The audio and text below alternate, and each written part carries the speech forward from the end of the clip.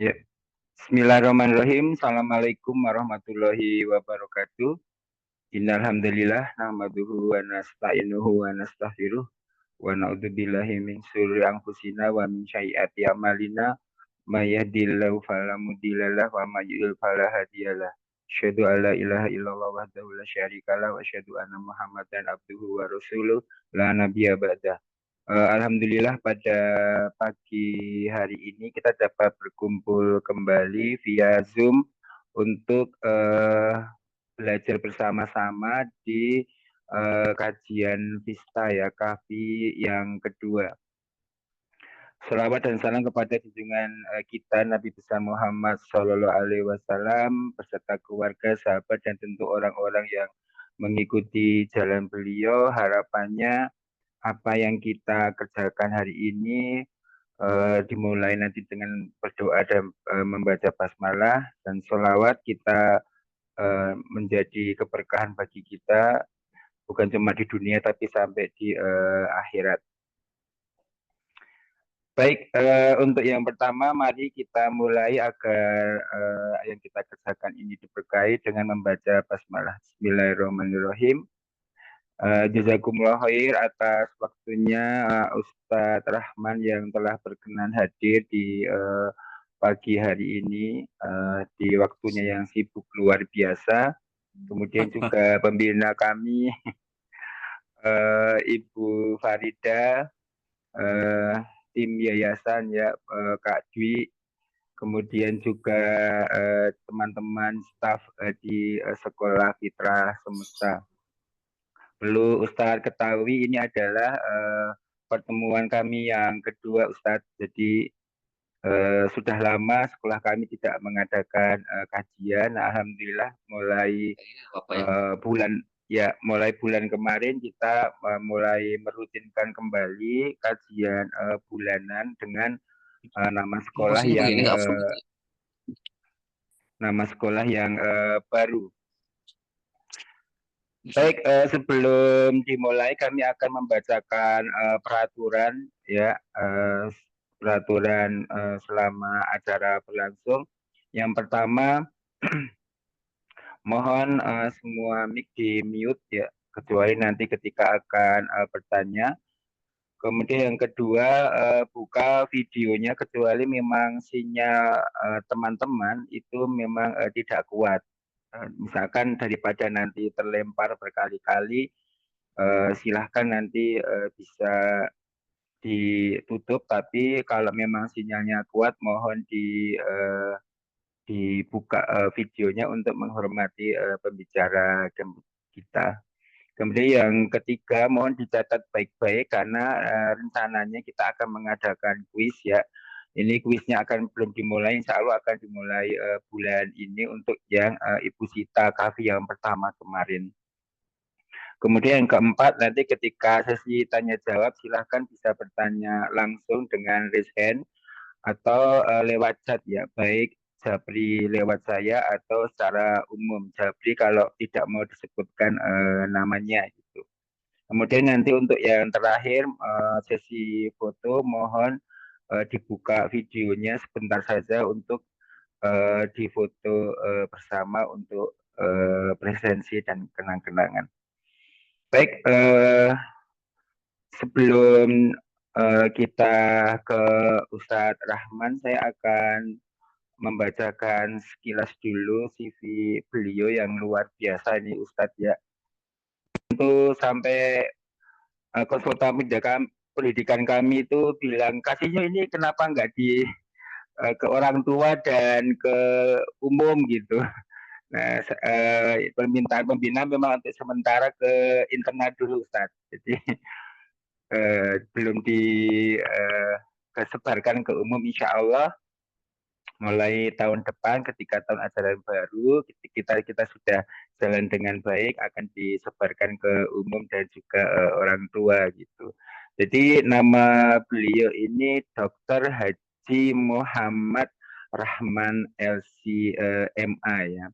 Ini pengalamannya hanya disingkat ya. Jadi kalau nggak disingkat bisa 2 hari 2 malam mungkin kita akan membacakannya, yaitu pengurus pusat dakwah dan perbaikan akhlak bangsa ya, atau PDPAP MUI Pusat ya, 2020 sampai 2025. Kemudian pengasuh pesantren Talaki Cilengsi, dosen agama Islam di Universitas Bagri, dan direktur Wasatiyah Institute. Untuk sertifikatnya sudah tidak perlu diragikan lagi ya, beliau bahkan menjadi dai ambasador Basnas. Kemudian dai volunteer pengembangan zakat kerjasama PWI dan MUI Pusat. Kemudian moderasi dai wasatiyah, lembaga pentasih buku dan konten keislaman MUI Pusat, dan standarisasi dai Majelis Ulama Indonesia Pusat 2019. Jadi sudah tidak diragukan lagi bahwa beliau ini betul-betul uh, ustadz yang asli, gitu. Bukan ustadz-ustadzan. Baik, tafadhol Ustadz, kami persilahkan kepada Ustadz untuk mengisi kajian hari ini. Tafadhol, silahkan. Baik. Bismillahirrahmanirrahim. Assalamualaikum warahmatullahi wabarakatuh. Waalaikumsalam warahmatullahi wabarakatuh. Saya ingin memastikan apakah suara saya kedengaran, Kak Sinyo. Ya, terdengar jelas Ustadz. Alhamdulillah. Ya. Alhamdulillahirabbil alamin. Alhamdulillahilladzi anzala sakinata fi qulubil mu'minin liyazdadu imanam ma'a imanihim. Alhamdulillahilladzi hadana lihadza wa ma kunna linahtadiya laula an hadanallah. Asyhadu an la ilaha illallah wahdahu la syarikalah wa asyhadu anna Muhammadan abduhu wa rasuluh. Allahumma asbahna ala fitratil Islam wa kalimatil ikhlas wa ala dini nabiyina Muhammadin sallallahu alaihi wasallam wa ala millati abina Ibrahim hanifan musliman wa ma kana minal musyrikin. Salatan wa salaman daimaini mutalazimaini ala habibinal Mustafa Muhammadin sallallahu alaihi wasallam wa ala alihi wa ashabihi wa man tabi'ahum bi ihsanin ila yaumiddin. Amma ba'du, Bapak dan Ibu sekalian, jamaah atau peserta pengajian, alhamdulillah kita bersyukur kepada Allah Subhanahu wa taala atas berbagai macam limpahan rahmat dan karunia yang Allah berikan kepada kita semuanya. Sampai detik ini dengan izin Allah,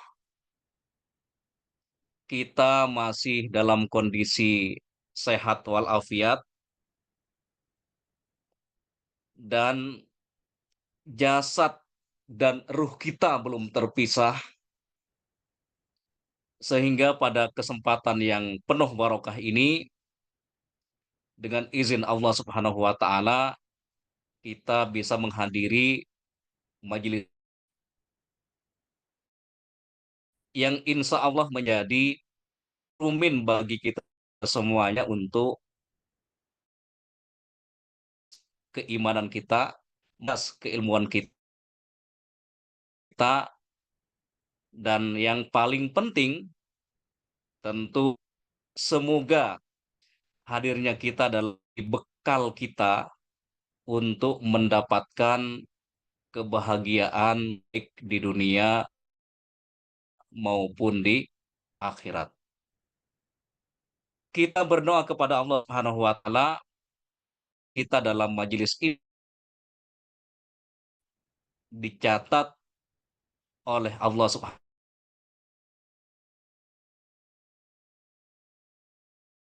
akan membaikan kita. Amin, amin ya rabbal alamin. Memperbaharui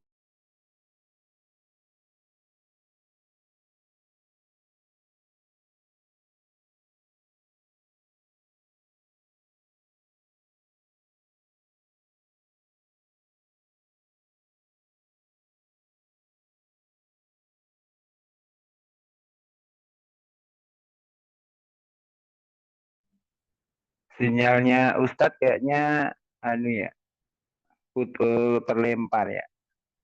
Ini malah Bu Ani yang muncul ini.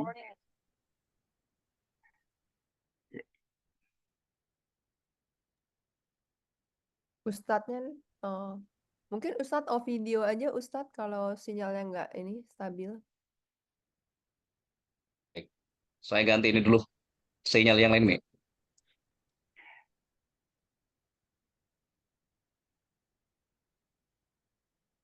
Kalau misalnya memang ini Ustadz di Sebentar, sebentar. Saya ganti sinyal dulu ininya. ya, silakan Ustadz. Baik. Bapak dan Ibu sekalian, sebelum kita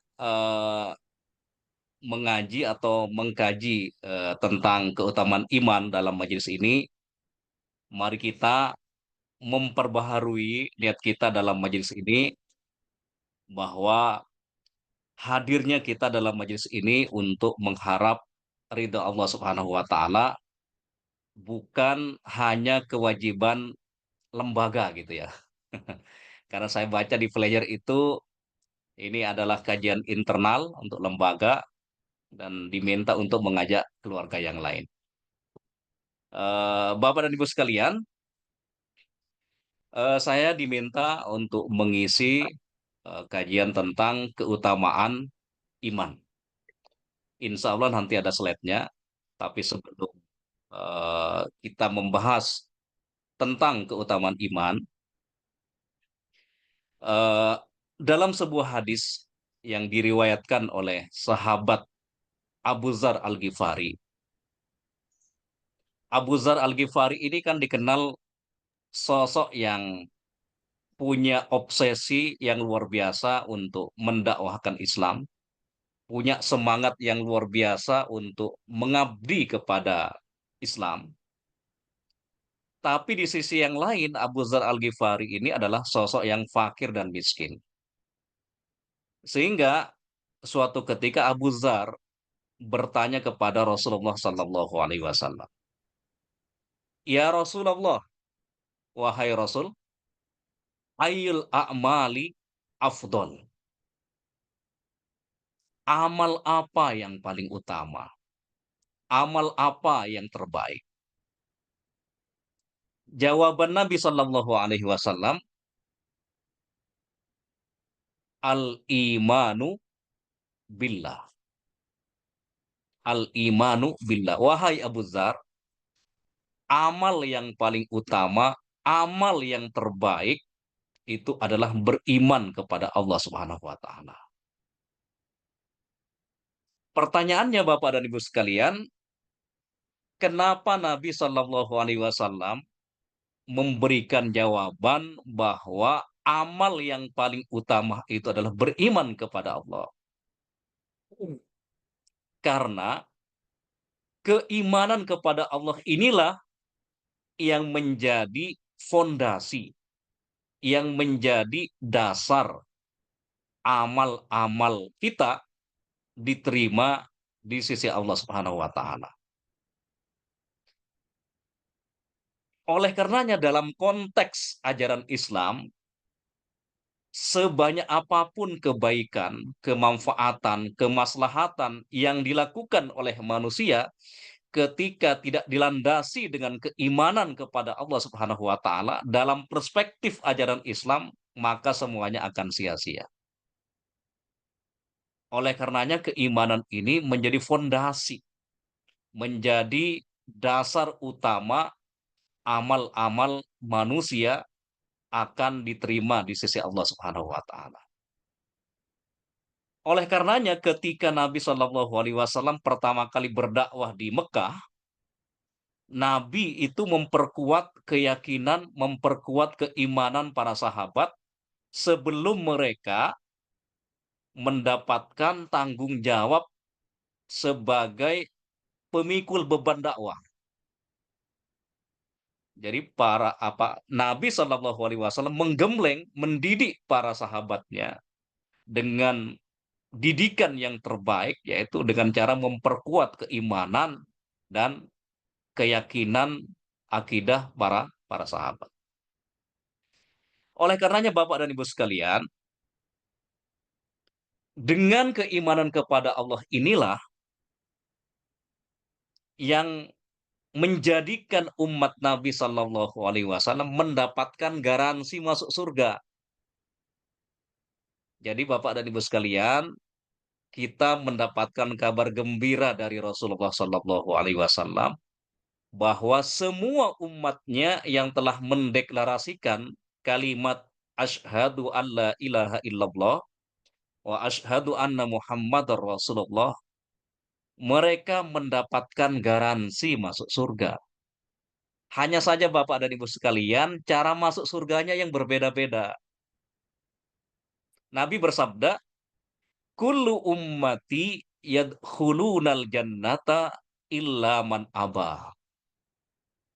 Semua umatku, semua umat Rasulullah Sallallahu Alaihi Wasallam akan masuk surga kecuali mereka yang enggan, mereka yang tidak mau. Hanya saja Bapak dan Ibu sekalian, cara kita masuk surga itu berbeda-beda.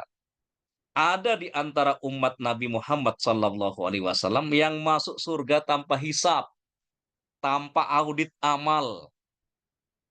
Nampaknya kita masuk kelompok ini agak susah Bapak dan Ibu sekalian. Karena dalam hadis dikatakan ada 70.000 umat Islam, umat Nabi Muhammad SAW yang masuk surga tanpa hisab, tanpa audit amal. Sekarang Bapak dan Ibu sekalian, umat Islam ini ada berapa miliar ini? Kalau nggak salah sekitar 2 miliar ya, nggak salah. Kalau digabungkan semua umat, ya Nabi Muhammad ya sejak dulu sampai sekarang itu sudah sangat banyak itu. Artinya kita untuk bersaing masuk surga tanpa hisab itu nampaknya berat. Tapi jangan khawatir Bapak dan Ibu sekalian, ada kelompok yang kedua. Kalau yang kelompok yang pertama itu umat Nabi Muhammad SAW yang masuk surga tanpa hisab, tanpa audit amal. Nah, kelompok yang kedua adalah kelompok umat Nabi yang masuk surga melalui hisaban yasiro, hisab yang ringan, hisab yang ringan. Itulah yang digambarkan oleh Allah Subhanahu wa taala dalam sebuah ayatnya. Saya yakin Bapak dan Ibu sekalian sering mendengar ayat ini dan saya yakin juga hafal semuanya. Allah Subhanahu wa taala berfirman, "Fa amma man utiya kitabahu biyaminih, fasaufa yuhasabu hisabai yasira." Adapun orang-orang yang beriman, adapun orang-orang yang bertakwa, yang mendapatkan catatan-catatan amal dari tangan kanannya, jadi catatan orang yang beriman dan bertakwa itu nanti mendapatkan catatan dari tangan kanannya. Fasaufa yuhasabu hisabai yasira. Mereka nanti akan mendapatkan audit amal yang ringan. Nah, bagaimana hisab yang ringan itu, bagaimana audit yang ringan itu? Suatu ketika Aisyah radhiyallahu anha bertanya kepada Nabi, "Wahai Nabi, bagaimana penjelasan dari kata hisaban yasiro, hisab yang ringan itu?" Nabi kemudian menjawab, innama zalika huwal ardu. Wahai Aisyah, hisab yang ringan itu nanti ketika amal-amal orang-orang yang beriman itu hanya ditampakkan begitu saja. Inilah amal-amal kalian, ditampakkan begitu saja. Karena kata Nabi, fa amma man nukisha fa'uziba. Karena kata Nabi, ketika seseorang itu ditanya secara detail, ditanya secara bertele-tele, pertanyaannya sangat detail, itu kata Nabi, fa'uziba. Indikator tanda bahwa orang itu akan mendapatkan siksa di neraka. Jadi kalau pertanyaannya sangat detail, bertele-tele, min aina iktasaba wa fima anfaqahu, misalkan terkait harta kita ya, harta kita asal usulnya dari mana dan digunakan untuk apa. Kalau manusia saat dihisap pertanyaannya detail begitu, itu kata Nabi apa indikator tanda orang itu akan dimasukkan ke neraka.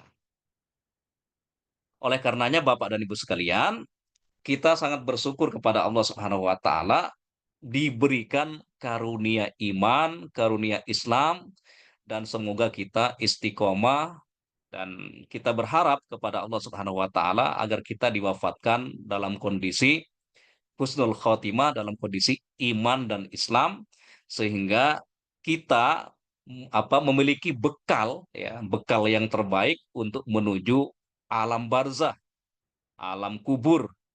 Karena cepat atau lambat kita sebagai makhluk Allah yang ada di muka bumi ini, cepat atau lambat pasti akan meninggalkan dunia ini.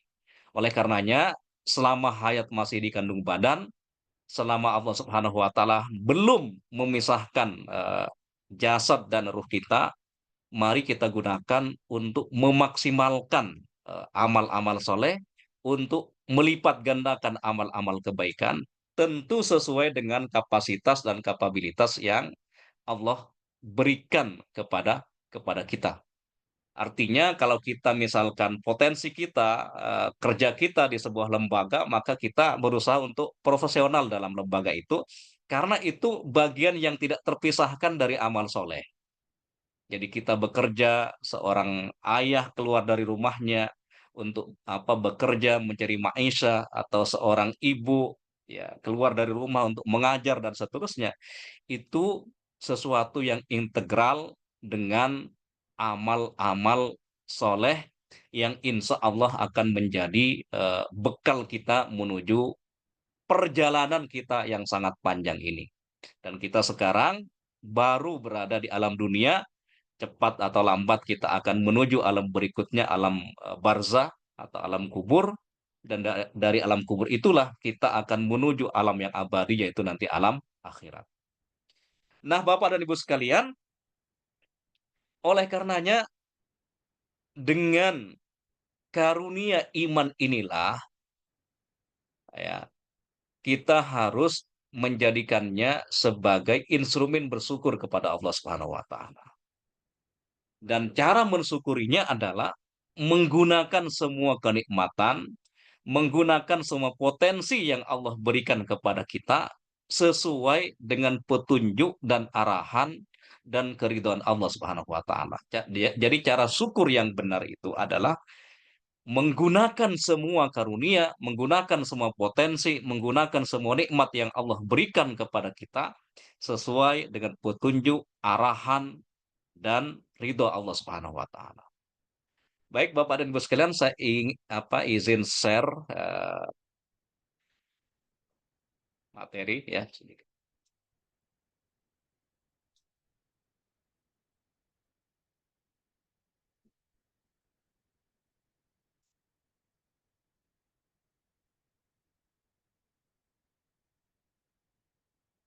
Bisa lihat ya semuanya. Sudah Ustadz, Nah, terlihat. Bapak dan Ibu sekalian, ada 3 aspek yang harus dipadukan ya yang harus dipadukan dalam konteks keimanan kita kepada Allah Subhanahu wa taala. Jadi iman itu akan menjadi sempurna ketika terpenuhi tiga komponen atau tiga aspek ya. Yang pertama itu Bapak dan Ibu sekalian, ma'rifatun bil qalbi. Jadi keimanan itu harus dilandasi dengan keyakinan yang tanpa ada keraguan. Keyakinan yang tanpa ada keraguan. Dalam konteks keimanan itu nggak boleh ada skeptis, ada keraguan-raguan. Oleh karena di sini Nabi ketika mendefinisikan keimanan itu landasan utamanya adalah ma'rifatun bil qalbi. Keyakinan dalam hati. Wa qaulun bil lisan. Keyakinan hati itu kemudian dibuktikan ya atau dideklarasikan dengan lisan. Jadi keimanan itu tidak cukup diyakini tetapi juga diucapkan. Oleh karenanya dalam konteks inilah Bapak dan Ibu sekalian, setiap orang yang mau masuk Islam itu ada prosesi deklarasi membaca dua kalimat syahadat. Tapi ternyata diyakini, diucapkan itu nggak cukup. Tapi harus juga disempurnakan dengan wa'amalun bil arkan. Harus dibuktikan dengan amal soleh. Oleh karenanya Bapak dan Ibu sekalian, di dalam surat Al-Asr yang kita hafal semuanya insya Allah, dalam surat Al-Asr itu Allah Subhanahu wa taala menegaskan bahwa semua manusia apapun jabatannya, apapun profesinya, apapun status sosialnya di masyarakat, itu merugi. Mereka semuanya adalah orang-orang yang merugi. Yang tidak merugi itu adalah orang-orang yang memiliki kesolehan individu dan memiliki kesolehan sosial. Kan dalam surat Al-Asr itu dikatakan wal asri innal insana lafi khusr. Semua manusia berada dalam kerugian. Yang tidak merugi itu kelompok yang memiliki kesolehan individu dan kesolehan sosial. Dari mana kita mengambil kesimpulan bahwa yang tidak merugi itu adalah orang-orang yang memiliki kesolehan individu dan kesolehan sosial? Yaitu illalladzina amanu wa amilus solihat.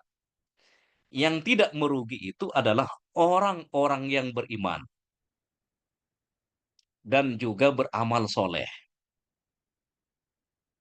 Artinya Bapak dan Ibu sekalian, kita sebagai seorang muslim ketika telah beriman kepada Allah Subhanahu wa taala, kemudian keimanan itu kita buktikan dengan amal soleh, itu artinya kita bisa dikatakan sebagai individu muslim yang soleh secara pribadi. Karena itulah keimanan itu harus dibuktikan dengan amal soleh. Sebaliknya amal soleh itu harus dilandasi dengan keimanan. Tapi Bapak dan Ibu sekalian, menjadi orang-orang yang memiliki kesolehan individu itu nggak cukup. Oleh karenanya di dalam surat Al-Asr ini Allah Subhanahu wa taala mengisyaratkan kepada kita agar kita sebagai hamba-hambanya memiliki kesolehan sosial. Dari mana kita mengambil kesimpulan? Yaitu kata-kata watawasau bil haq watawasau bis sabr. Dalam bahasa Arab, tawasau itu artinya saling. Saling berwasiat, saling menasehati.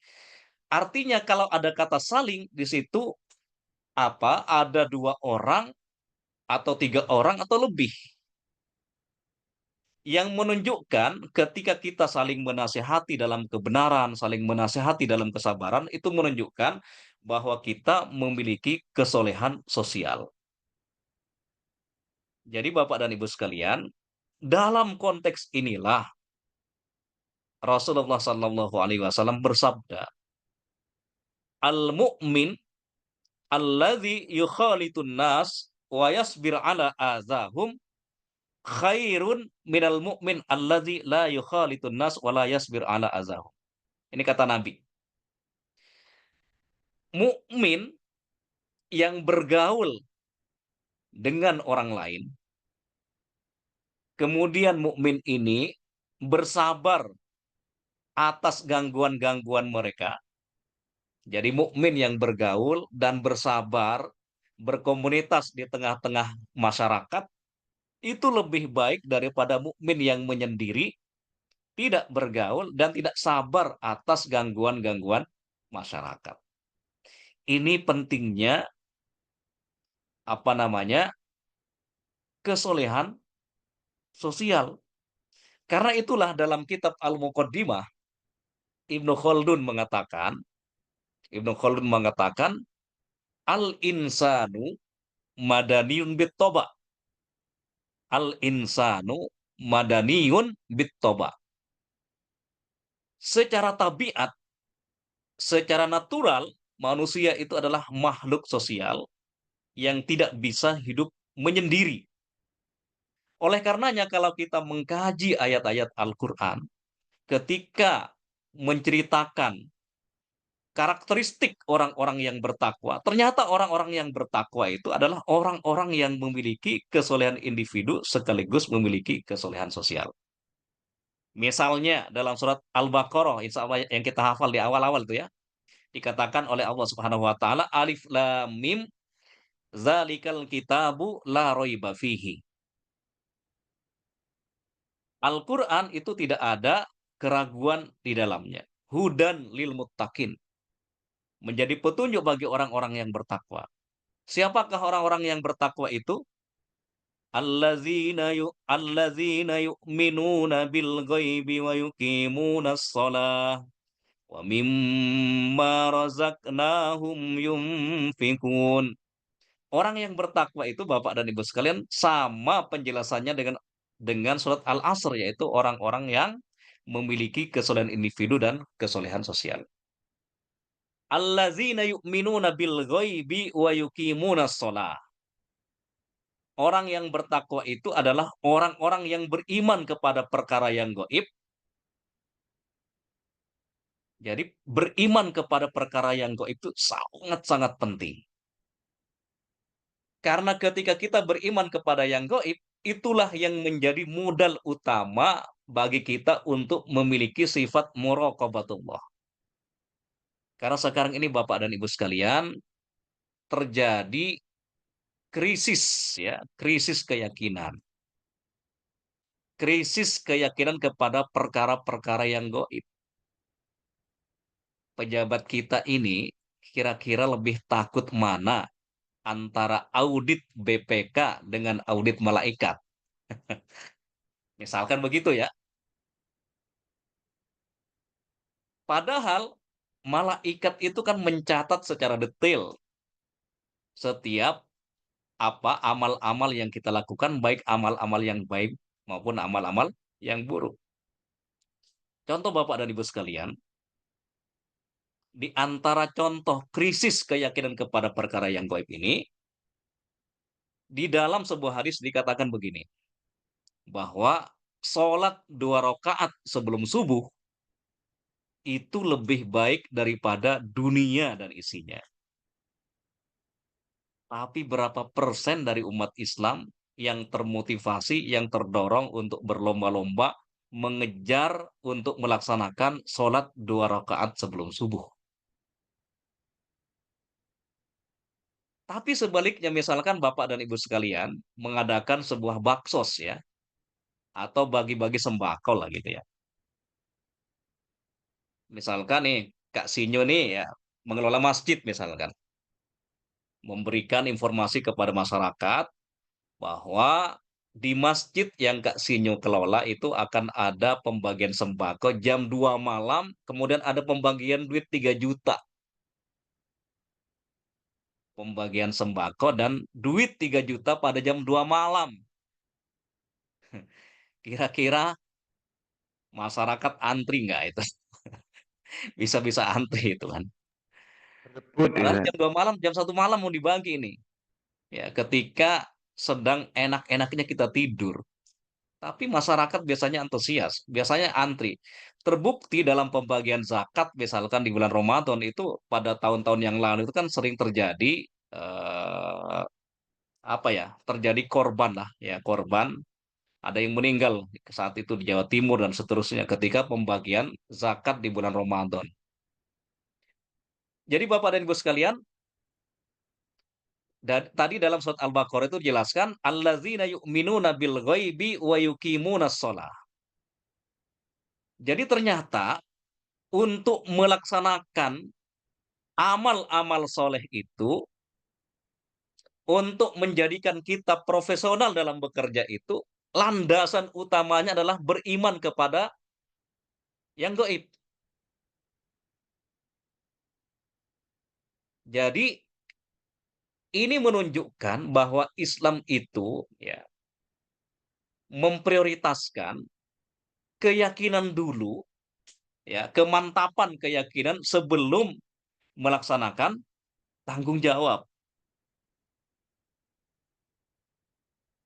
Oleh karenanya Nabi Shallallahu Alaihi Wasallam ketika memerintahkan umatnya untuk beramal soleh, beramal kebaikan, Nabi terlebih dahulu memberikan sebuah pengantar.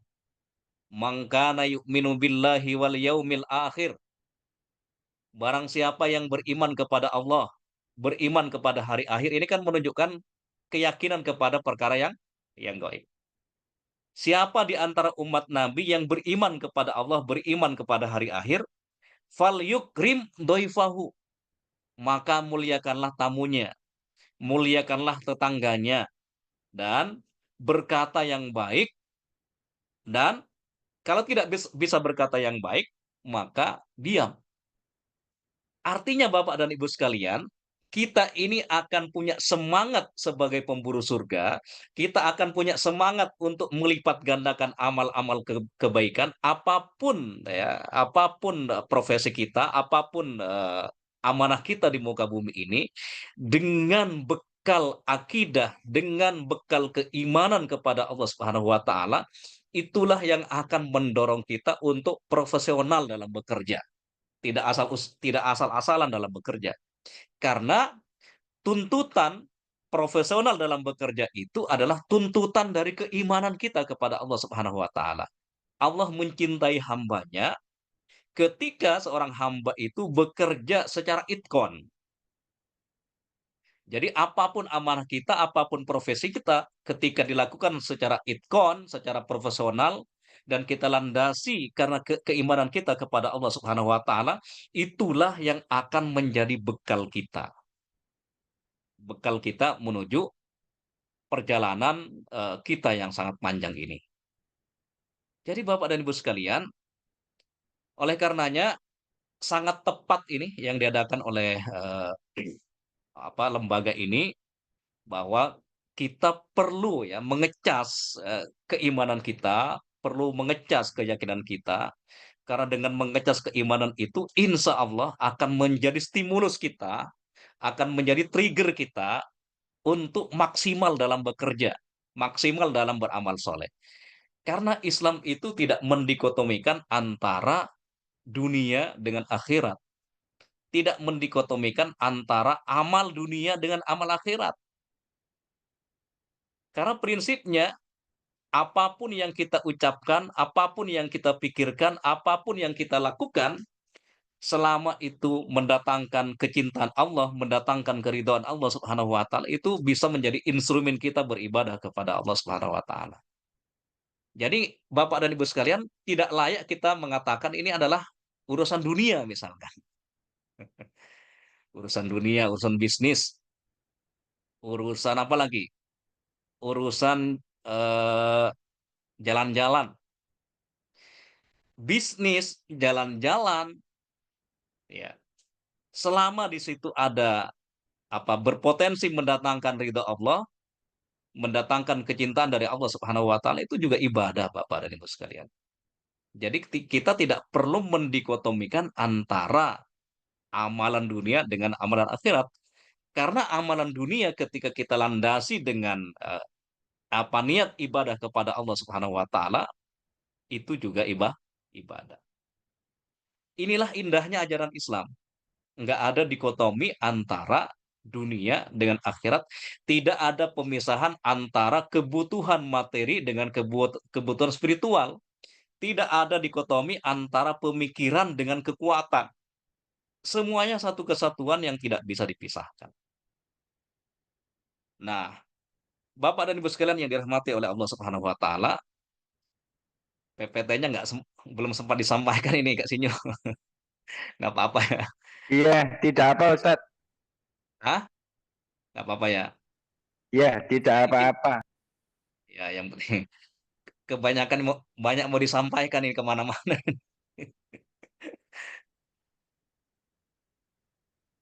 Oke,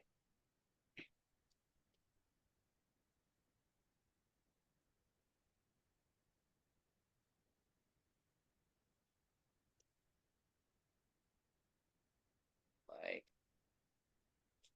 Nah, Bapak dan Ibu sekalian yang dirahmati oleh Allah Subhanahu wa taala, materinya nanti saya share aja kali ya. Atau gini ya. Bentar, bentar. Ya, tidak apa-apa Ustadz, nanti dibagikan saja. Oke, baik. Nah, ini yang perlu kita garis bawahi adalah nih, kita kan sebagai manusia biasa di sini. Jadi, kita adalah kelompok manusia biasa yang memiliki keimanan naik dan turun. Sementara keimanan para nabi itu Bapak dan Ibu sekalian itu selalu naik. Jadi nabi itu, para nabi, para rasul diutus ke muka bumi oleh Allah Subhanahu wa taala untuk menegakkan tauhid, ya, berdakwah, dan tantangannya semakin berat, semakin lama tugasnya itu semakin berat. Tapi di sisi yang lain mereka adalah keimanannya selalu naik. Sementara malaikat itu stabil. Nah, kita sebagai manusia ini tuh naik, naik turun. Ketika kita memaksimalkan potensi kita, Bapak dan Ibu sekalian, memaksimalkan kebaikan-kebaikan yang Allah berikan kepada kita, potensi kebaikan yang Allah berikan kepada kita, itu kita posisinya bisa melebihi malaikat. Tapi di sisi yang lain, Bapak dan Ibu sekalian, kalau kita fokus kepada hal-hal yang negatif, ya, mengikuti hawa nafsu, maka kita berpotensi lebih buruk daripada binatang, lebih menyesatkan daripada binatang. Itulah yang dikatakan di dalam Al-Quran, surat Al-A'raf ayat 179. Kan dikatakan dalam ayat tersebut, وَلَقَدْ زَرَعْنَا لِجَهَنَّمَ كَثِيرًا مِنَ الْجِنِّ وَالْإِنسِ. Allah Subhanahu wa taala menjadikan manusia dan jin itu menjadi bahan bakar dari api neraka jahanam. Ini ngeri juga ya sebenarnya. Kenapa manusia dan jin itu menjadi bahan bakar api neraka jahanam? Sebab yang pertama itu lahum kulubun la yafqahuna biha. Allah Subhanahu wa taala memberikan hati kepada mereka, ya. Tapi hati itu tidak digunakan untuk memahami ayat-ayat Allah Subhanahu wa taala. Walahum a'yunun la yubsiruna biha. Allah Subhanahu wa taala memberikan ayun, ayun itu penglihatan atau mata, tapi mata mereka, pandangan mereka, penglihatan mereka tidak digunakan untuk melihat tanda-tanda kekuasaan Allah. Walahum azanun la yasma'una biha. Mereka diberikan pendengaran, diberikan telinga, tapi pendengaran itu tidak digunakan untuk mendengarkan ayat-ayat Allah Subhanahu wa taala. Kalau kita sebagai manusia tidak bisa menggunakan hati dengan baik, tidak bisa menggunakan penglihatan dengan baik, tidak bisa menggunakan telinga dengan baik, ulaika kal an'am. Manusia itu seperti binatang ternak. Balhum adol. bahkan lebih sesat daripada binatang. Ulaika humul ghafilun. Mereka termasuk orang-orang yang lalai. Silahkan nanti Bapak dan Ibu sekalian mentadabburi surat Al-A'raf, surat yang ke-7 ayat 179. Nah, Bapak dan Ibu sekalian yang dirahmati oleh Allah Subhanahu wa taala, oleh karenanya Bapak dan Ibu sekalian ya,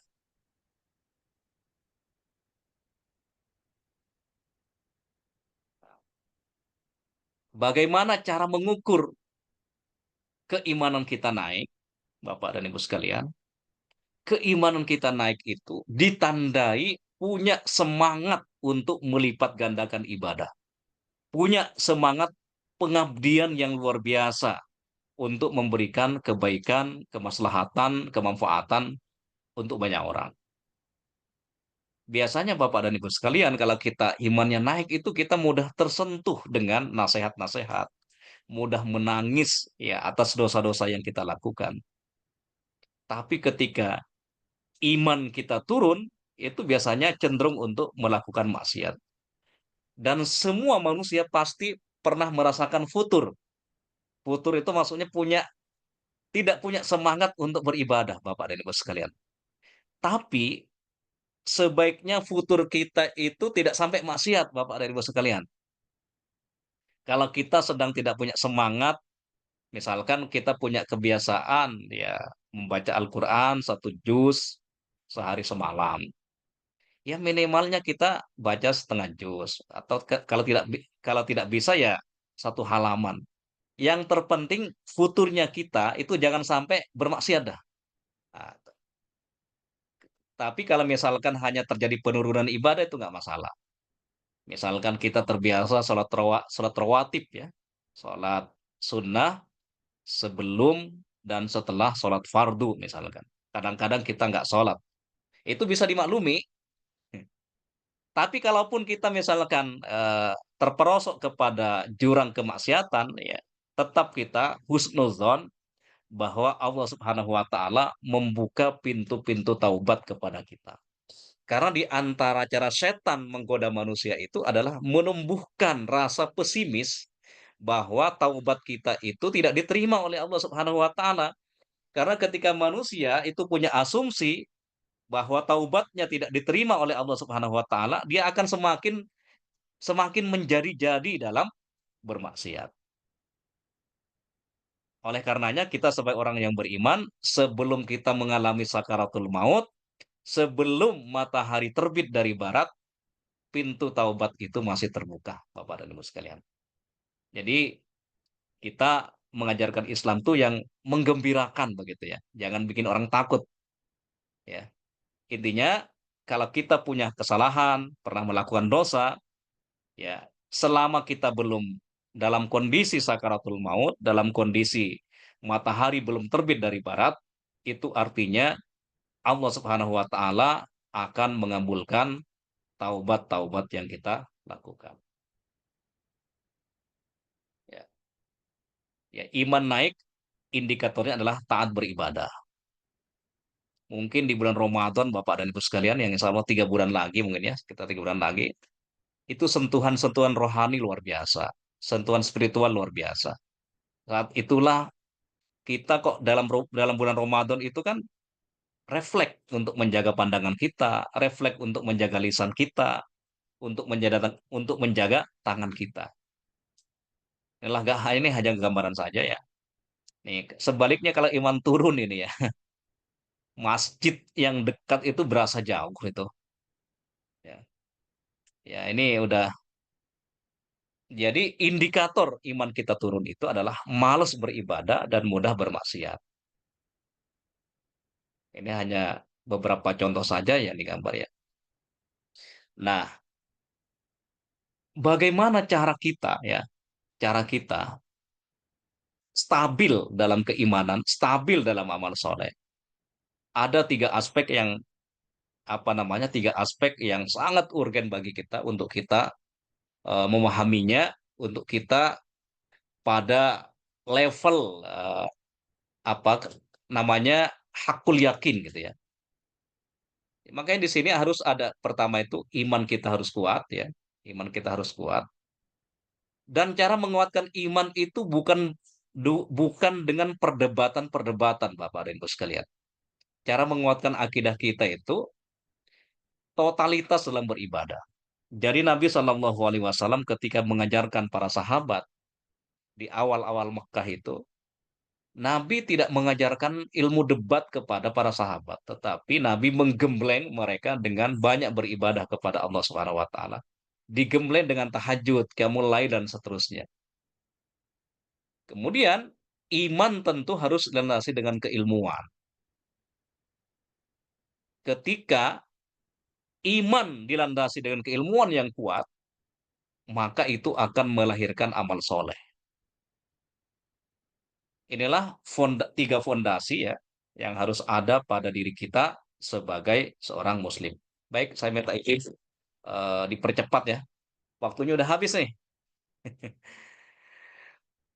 Nah, iman atau akidah yang lurus merupakan fondasi dasar ibadah. Tanpa iman akidah yang lurus, maka ibadah yang dilakukan akan sia-sia. Ini sebagai mukaddimah apa? Sebagaimana saya sampaikan tadi dalam pengantar.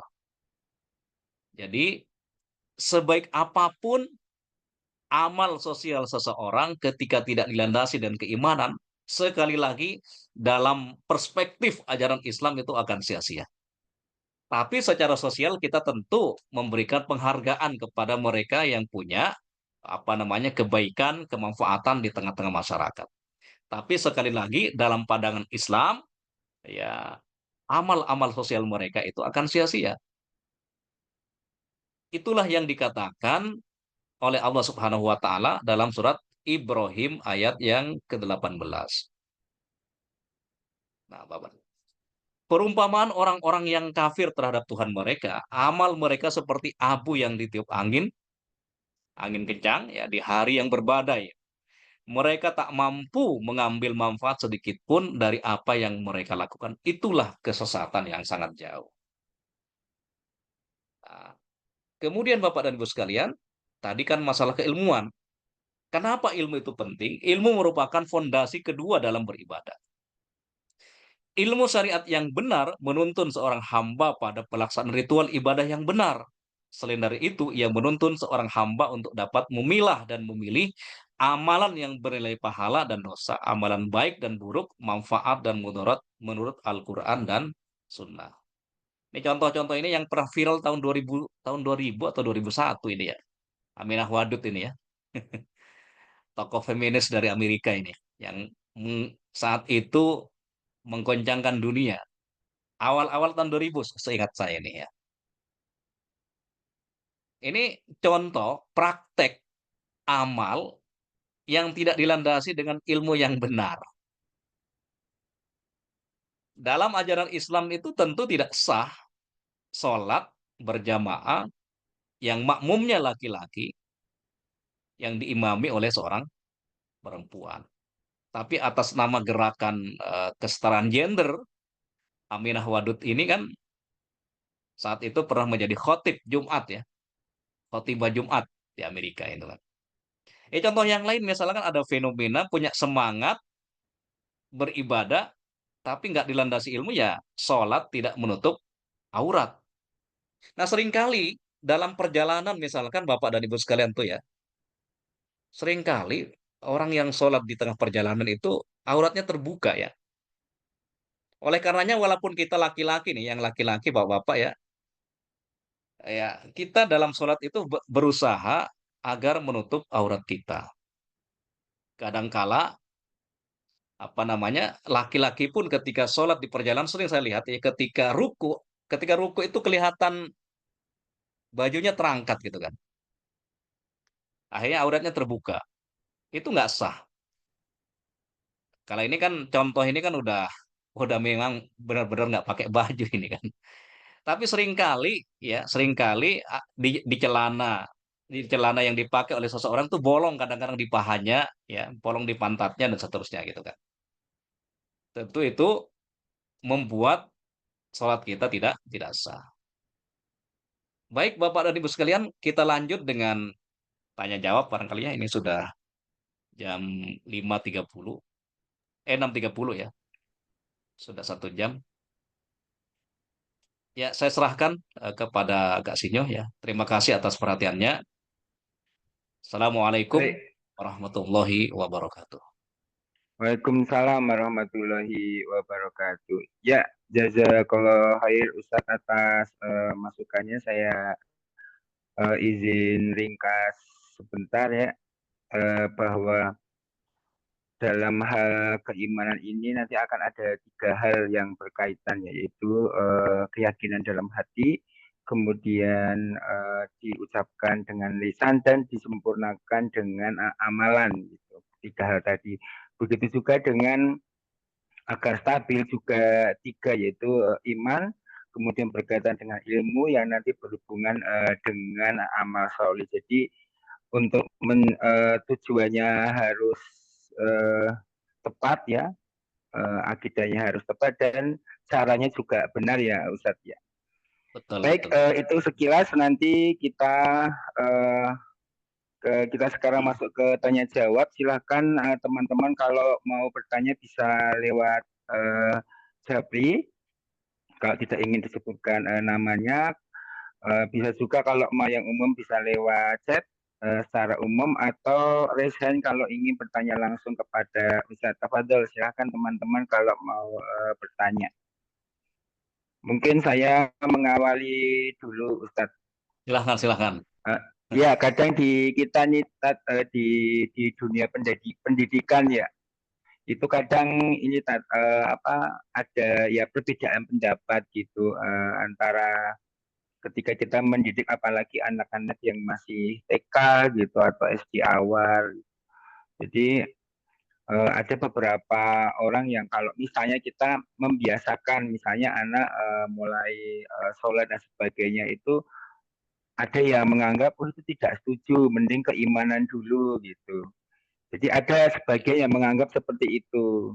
Sementara kalau kita kan kalau di pendidikan berjalan semua kan Ustaz, maksudnya ya memang itu belum diutamakan, tapi tetap dijadikan model menjadi habituasi atau kebiasaan dulu gitu. Walaupun mungkin si anak itu belum memahami tentang kenapa dia harus sholat misalnya. Nah, kalau pandang Ustaz bagaimana tentang Baik. hal ini ketika ada orang yang berbeda pendapat, misalnya orang tua gitu. Ya. Iya, iya, iya. Baik. Terima kasih Kak Sinyo ya. Ya. Pertanyaannya luar biasa nih ya. Ini bagaimana cara menyikapi ya eh, dua cara pandang yang berbeda. Apakah mendahulukan pemantapan keimanan dulu atau pembiasaan? Ya, ya sebenarnya sih yang terbaik tentu dipadukan aja ya, dikombinasikan antara dua metode ini gitu kan. Karena kalau kita mengacu kepada metode Rasulullah SAW, Nabi mengajarkan akidah, Nabi mengajarkan tauhid, itu tentu dengan pembiasaan ibadah. Jadi esensi dari tauhid itu kan bagaimana mengesahkan Allah Subhanahu wa taala. Sekarang ini orang belajar tauhid itu identik dengan belajar ilmu kalam yang sangat jelimet ya. Mungkin bagi orang tertentu ya silahkan aja ya mendalami ilmu kalam, ilmu tauhid yang di situ ada dialektika, ada perdebatan-perdebatan tentang teologi yang luar biasa. Tapi kalau kita misalkan tidak apa ya, tidak punya kapasitas dalam dalam bidang ilmu tersebut, ya sebaiknya kita tidak masuk ke dalam ranah tersebut.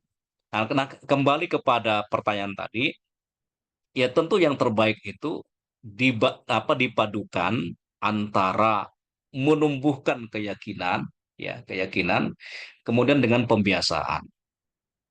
Oleh karenanya di sini kita misalkan seorang guru ya atau sebagai seorang tua memang membiasakan anak-anak kita untuk beramal soleh, terbiasa dengan sholatnya, terbiasa dengan puasa. Bahkan misalkan anak kita yang belum balik itu ya, kita membiasakan berjilbab misalkan. Ya. Nah, kebiasaan mereka tentu kita harus perkuat dengan keilmuan juga, pemantapan keyakinan. Karena Bapak dan Ibu sekalian, tantangan sekarang itu makin berat gitu ya, makin berat. Maka peran kita sebagai pendidik, sebagai orang tua, ini harus memaksimalkan untuk mendidik anak-anak kita begitu kan. Jadi kesimpulannya ya dipadukan saja begitu ya, dipadukan antara pemantapan keyakinan ya, kemudian pembiasaan. Karena misalkan Bapak dan Ibu sekalian yang dirahmati oleh Allah Subhanahu wa taala, Nabi ketika berinteraksi ya dengan sahabat pada waktu itu, Nabi itu kan memperlakukan memperlakukan orang itu sesuai dengan kondisinya begitu. Ini metode pendidikan juga sebenarnya. Ya, misalkan ketika Nabi ditanya oleh Abu Dzar Al-Ghifari, Abu Dzar Al-Ghifari ini kan orang yang miskin, orang yang fakir.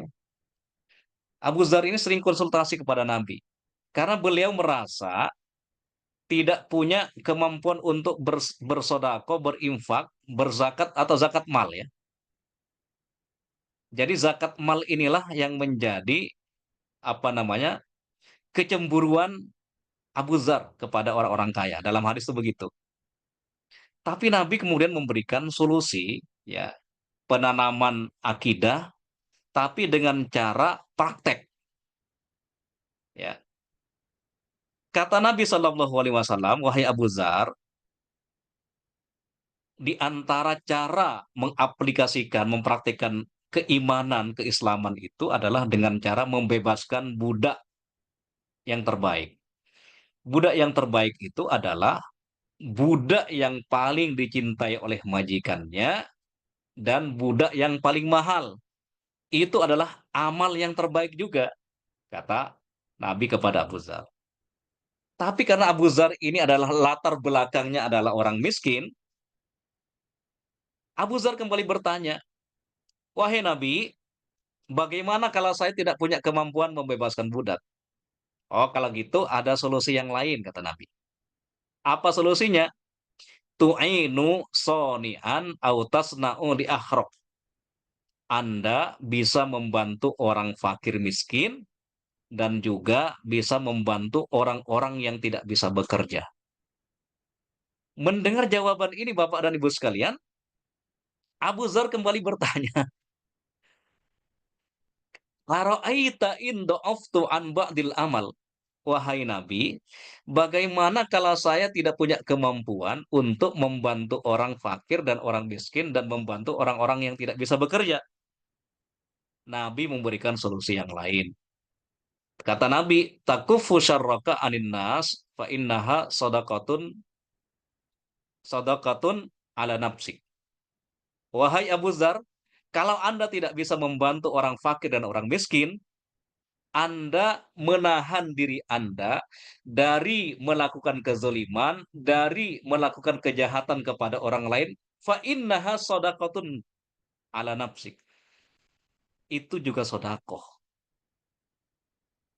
Ini luar biasa jawaban Nabi. Kalau kita tidak bisa memberikan kemanfaatan, kebaikan kepada orang lain, minimal eksistensi kita di dunia ini jangan menjadi pengganggu orang. Nah, itu minimalnya begitu. Karena ketika kita bisa menahan lisan kita, bisa menjaga tangan kita, itu sodakoh untuk diri kita. Jadi kembali kepada pertanyaan Kak Sio tadi, dalam menyikapi perbedaan pendapat, apakah lebih prioritas menumbuhkan keyakinan atau pembiasaan? Ya tentu kedua-duanya dibutuhkan, perlu dikombinasikan. Ya misalkan, ya kita tentu punya pengalaman ya sebagai orang tua. Mungkin kita punya anak perempuan ya, kita biasakan berjilbab misalkan dari kecil gitu ya misalkan. Tentu ada jawaban kritis juga, ada pertanyaan kritis dari anak-anak kita. Kan belum wajib Bi katanya. Belum wajib katanya gitu. Tapi dengan dijelaskan ya bahwa kebaikan itu perlu dibiasakan ya, ya. Kebaikan itu perlu dibiasakan karena nggak mudah Bapak dan Ibu sekalian. Saya ngajar di Bakri ya. nggak perlu saya sebut nama ya. Saya mengajar di sebuah lembaga swasta gitu kan. Saya ngajar agama Islam. Itu kan mayoritas di kelas itu nggak pakai jilbab. Dan untuk merubah dari mereka tidak berjilbab supaya berjilbab itu kan perlu momentum. Mereka kan tidak mungkin langsung tiba-tiba berubah, langsung berjilbab, ya, tapi perlu momentum. Kadang-kadang di mahasiswa itu, Bapak dan Ibu sekalian, ada usul yang kadang-kadang menurut kita itu nggak apa ya, nggak penting itu ya. Di antara mereka begini ada usulnya, kapan-kapan kita yuk pakai seragam SMA katanya gitu. Mereka kangen suasana SMA gitu kan. Akhirnya mereka itu ternyata pakai seragam SMA. Nah, bagi saya sebagai dosen agama, ini kesempatan bagi mereka. Bagaimana kalau bagaimana kalau mahasiswi nanti pakai jilbab bareng-bareng gitu kan? Karena dengan jilbab bareng-bareng itu mereka kan senasib dan sepenanggungan itu. Tidak menjadi orang asing. Mereka setuju, Bapak dan Ibu sekalian. Ternyata untuk berubah langsung itu kan perlu juga diciptakan pembiasaan dan lingkungan begitu. Sambil ya tentu diberikan pemahaman. Saya kira begitu kali ya. Baik, jadi kesimpulannya salah satu pintu masuknya hidayah lewat pembiasaannya Ustaz. Jadi itu Ya, ya, ya. salah satu cara karena kan kita nggak tahu pintu hidayahnya lewat mana. Nah, salah satunya adalah lewat pembiasaan. Ustaz, yang kedua ini ada pertanyaan tapi tidak mau disebutkan nama karena lewat Ya Japri. boleh, Jadi begini, Tat. silakan. Kalau misalnya tadi kita kan bersalah kepada Allah, kemudian kita bisa tobat, insya Allah akan diterima tobatnya. Kita membawa dosa sebesar gunung juga akan seperti itu ampunannya gitu. Nah, bagaimana kalau berhubungan dengan orang lain, Ustadz? Misalnya nih, saya misalnya SMP pernah menyakiti seseorang atau SMA gitu. Kemudian sepaham kami kan kalau berhubungan dengan manusia nggak cukup kita bertobat kepada Allah tapi juga berhubungan dengan si orang tersebut gitu. Ya, Sementara kita mencari orang itu nggak ketemu gitu, belum tidak bisa ketemu. Nah itu bagaimana sebaiknya ya, langkah kita? baik. Ya, pertanyaannya sangat luar biasa. Ya, jadi Bapak dan Ibu sekalian, memang di dalam kitab-kitab fikih ya, ketika kita punya kesalahan kepada sesama manusia, itu tidak cukup hanya bertaubat kepada Allah Subhanahu wa taala, tetapi juga harus meminta maaf kepada orang yang pernah kita zolimi begitu ya. Ya, nah bagaimana caranya? Kita berusaha mencarinya dulu. Ya, sekarang ini kan apa sih yang susah kan? Bisa dicari di Google atau dicari di Facebooknya, Instagramnya dan seterusnya. Kalau kita sudah berusaha maksimal, sudah kontak sana sini, sudah mencari di Google, sudah mencari dari berbagai macam instrumen tapi nggak ketemu, kita ingin tujuannya kan minta maaf. Insya Allah ya, semoga Allah Subhanahu Wa Taala memaafkan. Yang penting kita ada kejujuran di situ kan, ya. Yang penting kita ada kejujuran datang dari hati kita, kita mau meminta maaf. Kita sudah berusaha semaksimal mungkin, sekuat tenaga kita sudah mencari orang yang kita pernah zalimi, tapi nggak ketemu. Ya, semoga Allah Subhanahu Wa Taala memaafkan. Tentu yang tidak dimaafkan itu adalah orang yang tidak ada niat minta maaf itu kan. Orang yang tidak ada keinginan untuk minta maaf. Sehingga orang yang seperti ini nanti akan menjadi orang yang muflis, orang yang bangkrut pada hari kiamat. Karena orang yang bangkrut itu kalau kita hubungkan dengan penjelasan pentingnya kesolehan pribadi dan kesolehan sosial, ternyata orang yang bangkrut itu adalah orang-orang yang punya kesolehan individu yang luar biasa. Mereka sholat, zakat, secara hablum minallahnya bagus, hubungan secara vertikal dengan Allah bagus, tapi hubungan sesama manusia tuh yang ada problematika, ada masalah, ya, sehingga mereka menjadi orang yang muflis pada hari kiamat. Oleh karenanya Bapak dan Ibu sekalian, dulu ada seorang yang ahli ibadah, ya, orang yang ahli ibadah di zaman Nabi, tapi ternyata kata Nabi orang tersebut akan dimasukkan ke neraka. Ternyata sebabnya Bapak dan Ibu sekalian, li'annaha tu'zil hurrah. Karena orang tersebut sering menyakiti binatang, yaitu kucing ya. Artinya, menyakiti binatang saja menyebabkan kita masuk neraka, apalagi menyakiti manusia. Oleh karenanya, Islam ini adalah agama paripurna, agama yang sempurna, ya, mengajarkan kepada kita untuk memperbaiki dan menyempurnakan antara hablum minallah dan hablum minnas. Nah, ketika kita punya kesalahan kepada orang lain dan kita sudah mencari berusaha untuk meminta maaf, tapi nggak ketemu, apakah orang yang sudah meninggal dunia atau tidak, semoga Allah Subhanahu wa Ta'ala mengampuni dosa-dosa kita tersebut. Kira-kira begitu. Yang penting kita berusaha dulu, ya. Yang penting kita berusaha secara jujur, ya, sebagaimana misalkan begini, dalam sebuah hadis kan dikatakan begini, barang siapa yang meminta kepada Allah untuk mati syahid, ya, dia sudah berusaha meminta kepada Allah, Allahumma amitna ala syahadati fi sabilillah, misalkan, ya Allah, wafatkanlah hamba dalam kondisi syahid di jalan Allah Subhanahu wa taala. Benar-benar dari hatinya yang terdalam, jujur ya, jujur minta kepada Allah, bukan hanya lisan, ya. Maka Allah akan menyampaikan posisi orang tersebut sebagai syahid walaupun meninggal di atas kasur. Ini juga bisa dijadikan sebagai acuan bahwa orang yang ingin meminta maaf dengan penuh kejujuran, tapi tidak ketemu dengan orang yang pernah kita sakiti, pernah kita zalimi, semoga Allah Subhanahu wa taala memaafkan kita. Begitu ya. Baik, demikian ya jawabannya kepada anonim yang bertanya tadi bahwa kalau misalnya kita memang pernah ada salah kata, salah sikap atau menzolimi orang lain, maka kita harus berusaha semaksimal mungkin ya dengan Ya, berbagai cara, apalagi di zaman media sosial sekarang ya tadi ya. Bisa secara ya, umum, apalagi menjelang bulan Ramadan dan sebagainya itu pokoknya diusahakan semaksimal mungkin. Nah, perkara itu belum ketemu atau tidak, diharapkan ya insya Allah sudah diijabahi oleh Allah bahwa kita sudah berniat baik untuk meminta maaf kepada beliau.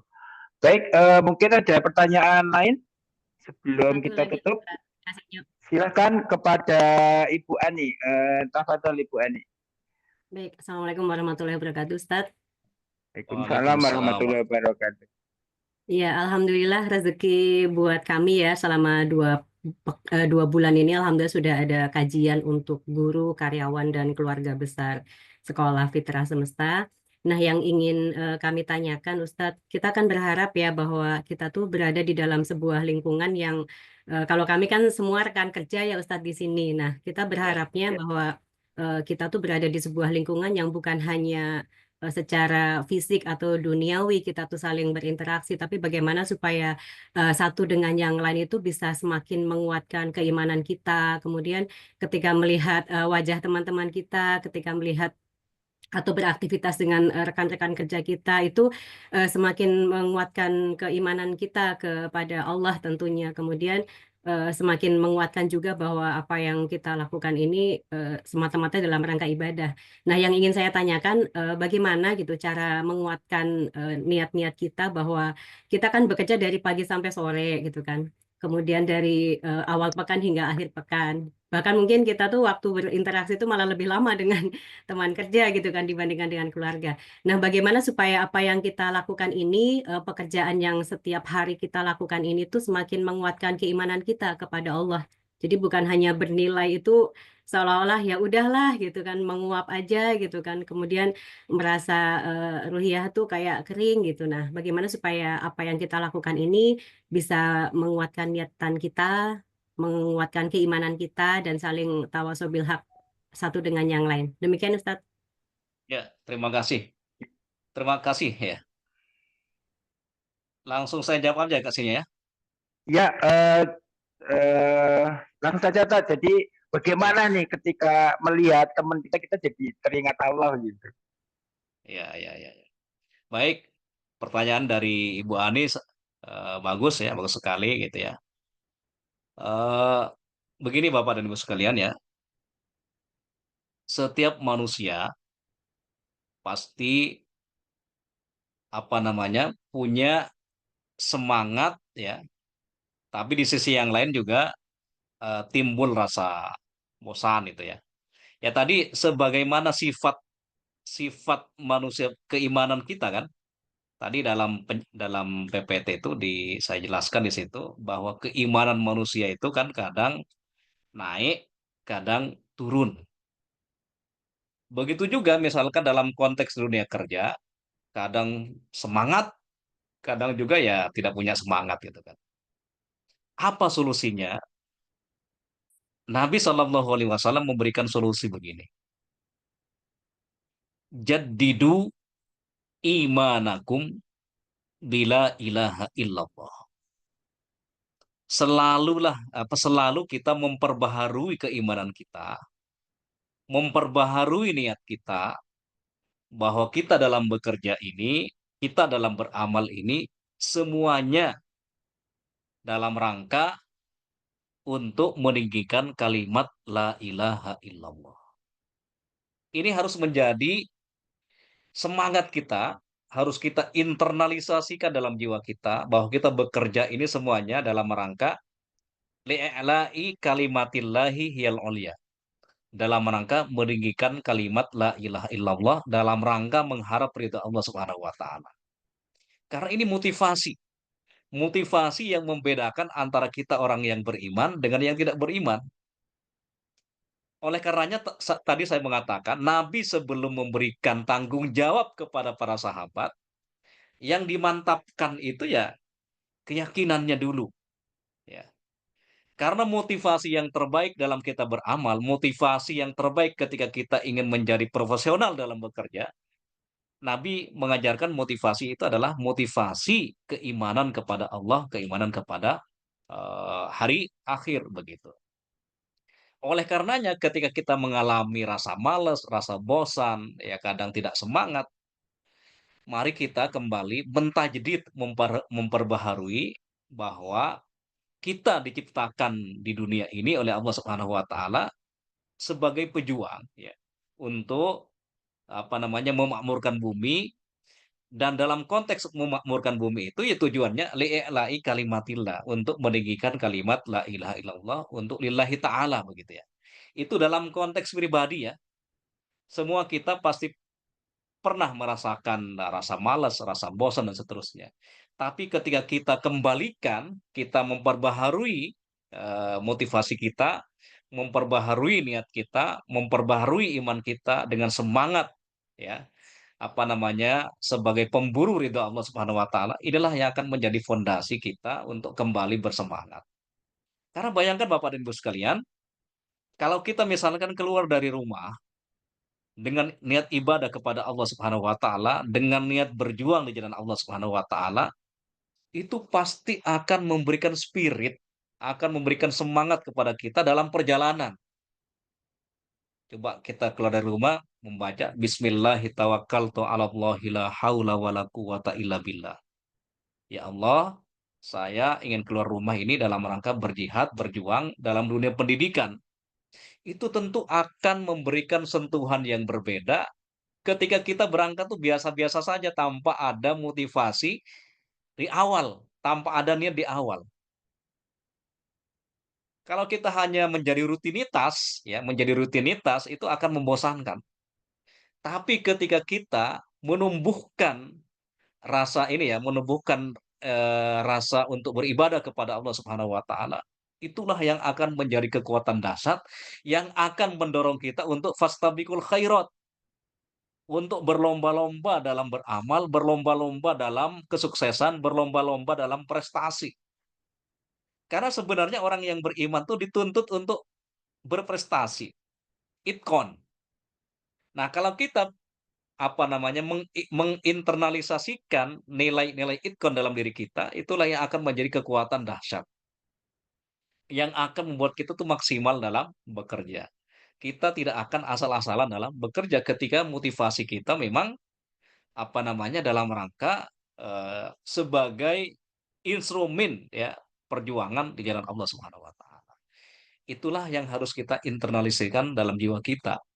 Ya, setiap kita sebagai seorang muslim, walaupun nggak dibunyikan dalam ini ya, dalam aturan itu. Kadang-kadang kan kita nggak ada aturannya juga itu kan.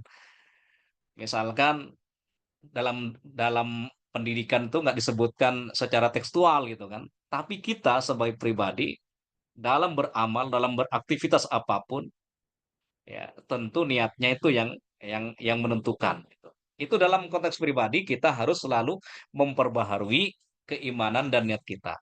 Nah, bagaimana dalam konteks sosial? Dalam konteks sosial, itu Nabi Shallallahu Alaihi Wasallam memberikan sebuah wejangan ya, supaya kita sesama pegawai, sesama pekerja yang bekerja di tempat yang sama, kadang-kadang membosankan juga kan. Bagaimana supaya apa namanya saling tawasobil hak, tawasobil sabr, tidak ada hasad, tidak ada dengki.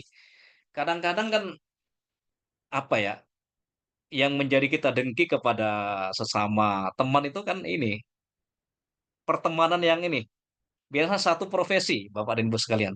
Jadi irinya ustadz itu biasanya kepada ustadz yang lain gitu. Kok jamaahnya lebih banyak gitu. Irinya seorang guru itu biasanya kepada guru yang lain. Itu biasanya begitu. Apalagi kalau di lembaga itu nanti kan diminta evaluasi kan. Saya dulu pernah ngajar juga di sebuah lembaga ya, pesantren itu. Itu masing-masing guru itu diminta mengevaluasi yang lain itu kan. Waduh. Nah, supaya kita tidak ada rasa apa ya, supaya kita tumbuh rasa saling mencintai, saling menyayangi, saling menasehati dalam kebenaran dan kesabaran. Nabi memberikan sebuah solusi itu ya. Kata Nabi, tahadu tahabu. Kalian saling memberi hadiah, ya, saling memberikan apresiasi dengan hadiah. Itu di antaranya itu akan saling membuat kalian saling mencintai. Ya artinya di lembaga itu walaupun mungkin ada tanafus ya, ada kompetensi sesama pegawai, tapi dengan adanya apa namanya saling memberikan hadiah ya, saling perhatian dengan sesama yang lain ya. Kan setelah ta'aruf itu kan ada ta'aruf ya, ta'aruf, ada tafahum, ada takaful ya dulu itu ya. Kita saling mengenal dulu ini, saling mengenal. Dengan saling mengenal itu kan akan tumbuh tafahum, saling memahami. Dengan saling memahami itu kan ada saling punya solidaritas kepada sesama gitu kan. Apalagi yang bekerja dalam satu lembaga. Jadi Nabi mengajarkan tahadu tahabu, saling memberi hadiah. Saling di sini Bapak dan Ibu sekalian ya, bukan hanya ingin menerima hadiah, tapi saling berlomba-lomba untuk memberikan hadiah. Terkadang kita maunya pasif kan, pinginnya dikasih hadiah gitu kan. Jadi sebaiknya saling. Yang berikutnya kata Nabi, awala adullukum ala syai'in iza fa'altumuhu tahabbtum ya. Afala adullukum ala syai'in iza fa'altumuhu tahabbtum. Apakah mau saya informasikan kepada kalian sebuah amalan yang apabila amalan itu kalian kerjakan akan menumbuhkan saling kasih sayang, saling mencintai di antara kalian. Kata Nabi apa? Afsus salama bainakum. Sebarkan salam, berlomba-lomba untuk saling mengucapkan salam. Nah, itu. Saya yakin kalau di lembaga Bapak dan Ibu udah terbiasa salam ya. Tapi ada cara yang berikutnya, saling mendoakan. Nah, ini saling mendoakan antara sesama, terutama para pegawai yang bekerja di tempat atau institusi yang sama. Misalkan Bu Ani mendoakan, di sini ada ibu-ibu yang lain, ya mendoakan ya. Karena dengan saling mendoakan itu saling nyetrum Bapak dan Ibu sekalian, ya. Itu akan bikin hubungan hubungan kita bukan hanya secara zahir, bukan hanya secara fisik, tapi juga ada hubungan batin gitu kan, ada hubungan apa namanya personal, hubungan spiritual yang luar biasa. Itu doa ya. Doa ini kekuatan yang luar biasa untuk mentaklif ya, mentaklif apa kolbu kita ya, menyatukan hati-hati kita yang mungkin ya terkadang apa timbul rasa hasad dan dengki. Jadi Bapak dan Ibu sekalian, dalam konteks pribadi kita harus selalu mentajdid keimanan kita, mentajdid niat kita, tapi dalam konteks sosial, mari kita misalkan saling memberikan hadiah, ya, kemudian juga apa namanya berusaha untuk berlomba-lomba mengucapkan salam, karena salam itu doa, Bapak dan Ibu sekalian. Assalamualaikum. Salam ini kan dalam bahasa Arab menggunakan masdar. Masdar itu artinya kedamaian, keselamatan yang tidak terikat dengan waktu. Jadi keselamatan yang kita doakan kepada orang lain itu keselamatan dunia dan akhirat. Keselamatan misalkan kita mengucapkan hari ini, keselamatan sampai selamanya. Assalamualaikum. Enggak dibatasi oleh waktu. Beda kan dengan selamat pagi misalkan. Pagi doang yang selamat, siangnya belum tentu selamat. Misalkan begitu. Jadi salam itu menggunakan masdar dalam bahasa Arab, ya, itu enggak terikat dengan waktu. Berbeda dengan salam-salam yang lain. Ya. Oleh karenanya di sini salam itu bukan apa ya, sesuatu yang sifatnya rutinitas, tetapi itu maknanya sangat dalam kalau kita memahami, mendalaminya. Dan berikutnya adalah dalam konteks sosial saling mendoakan. Ya, begitu kira-kira ya tipsnya. Saya kira begitu, Kak Sinyo. Ya, jazakillah khair atas pertanyaannya Bu Ani dan jawabannya Ustadz. Memang kita harus saling mengingatkan tadi ya, Tat, karena kita naik turun gitu. Apalagi sekarang ada ini, Tat. My body is my right, is my choice. Terserah gue dong.